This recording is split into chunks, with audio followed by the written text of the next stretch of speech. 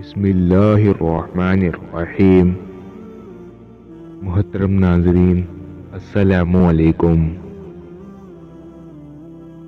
بنی اسرائیل کے دو بھائیوں کا واقعہ بیان کیا جاتا ہے کہ بنی اسرائیل میں دو بھائی تھے، جن میں ایک مسلمان تھا اور دوسرا کافر تھا۔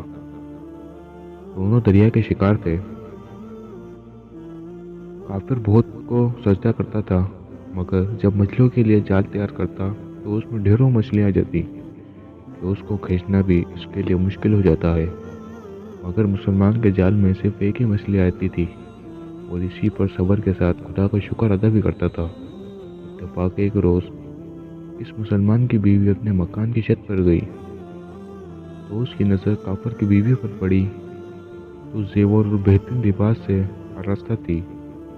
یہ دیکھ کر اس مسلمان کی بیوی کے دل میں وسوسہ پیدا ہو کے کاش میں بھی ایسی ہوتی۔ تو کافر کی بیوی بولی تو اپنے شوہر کو اس پر آمادہ کر لے، وہ بھی میرے شوہر کے معبود یعنی بت کی پوجا کیا کرے تاکہ تو بھی میری طرح مالدار جائے۔ یہ سن کر مسلمان بھائی کی بیوی کچھ غم زدہ سی ہو کر نیچے آئی اور جب اس کا شوہر گھر آیا تو اس نے بیوی کا حال متغیر دیکھ کر دریافت کیا آخر کیا بات ہے جس سے تو اس قدر غم زدہ معلوم ہوتی ہے۔ تو وہ کہنے لگی، بس میاں تو تم مجھے طلاق دے دو یا اپنے بھائی کے معبود کی عبادت شروع کر دو۔ یہ سن کر اس کے شوہر نے خدا کی بندی تو خدا سے نہیں ڈرتی کیا؟ ایمان کی دولت ملنے کے بعد یہ کفر کی باتیں کرتی ہے۔ تو عورت بولی، بس مجھے سے اب زیادہ باتیں نہ بناؤ، میں بھی دوسری عورتوں کی طرح اچھا لباس اور اچھے زیورات پہننا چاہتی ہوں۔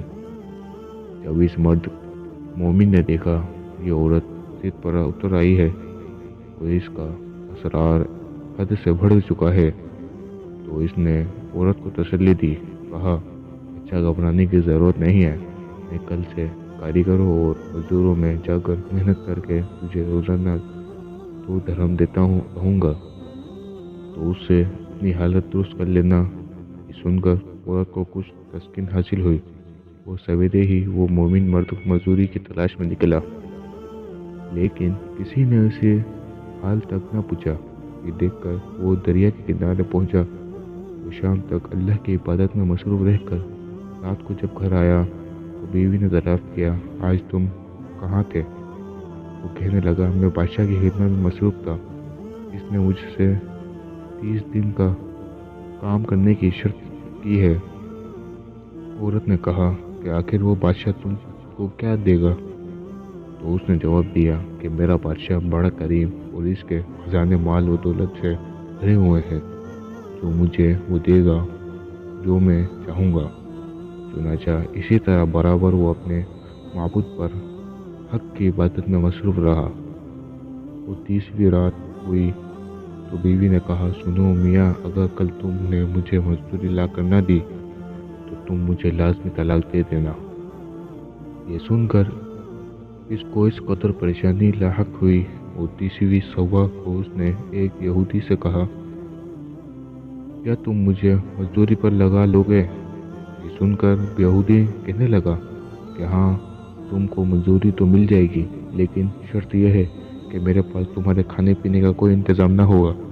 چنانچہ وہ مرد و مومن روزے کی نیت کر کے یہودی کے ساتھ ہو لیا۔ اللہ تعالیٰ کے حکم سے ایک فرشتہ 29 اشرفیہ ایک نورانی طباق میں لے کر اس کی بیوی کے پاس پہنچا اور کہنے لگا، میں بادشاہ کا قاصد ہوں، اس نے یہ اشرفیہ لے کر مجھ کو تیرے پاس بھیجا ہے اور فرمایا کہ تیرا شوہر ہمارے پاس کام میں تھا، ہم نے اس کو نہ چھوڑا یہاں تک کہ اسی نے ہم کو چھوڑ دیا اور یہودی کے پاس چلا گیا۔ اگر وہ ہمارا کام کرتا تو ہم اس کو زیادہ اجر دیتے، بس یہ ایک اشرفی کی کمی اسی وجہ سے ہے۔